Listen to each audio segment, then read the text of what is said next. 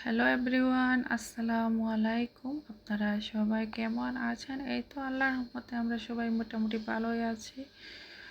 তো এটা ছিল আমাদের বছরের লাস্ট 31st নাইটের ভিডিও।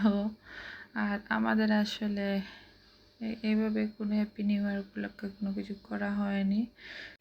তো এখানে হচ্ছে বাচ্চাদের খুশির জন্য আমি বাসায় কিছু চিকেন দিয়ে চিকেন সাসলিক বানিয়ে নিচ্ছি। বাচ্চারা আসলে তো বুঝে না, ওরা বুঝে আম্মু আজকে হ্যাপি নিউ ইয়ার, আজকে বারবিকিউ করতে হবে, এটা করতে হবে, সেটা করতে হবে।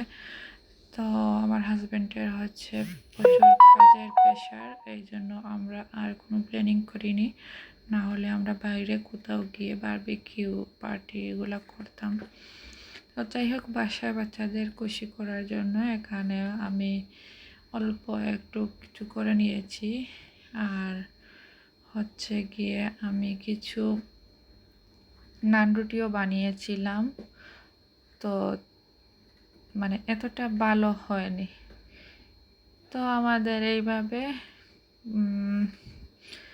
বছরের বছরের হ্যাপি নিউ ইয়ারটা আমরা কাটিয়েছি। আপনারা কে কীভাবে কাটালেন আমাদেরকে জানাবেন।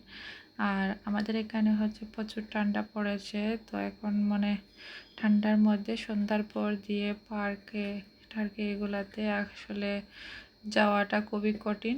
এই যে এগুলো তৈরি হয়ে গিয়েছে আর বাচ্চারা নিয়ে নিয়ে খেয়ে ফেলছে, অনেকগুলো খাওয়া হয়ে গিয়েছে।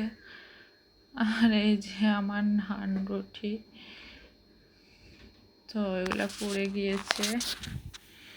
তো যাই হোক, ওইভাবে আমাদের ওই দিনটা চলে গেল।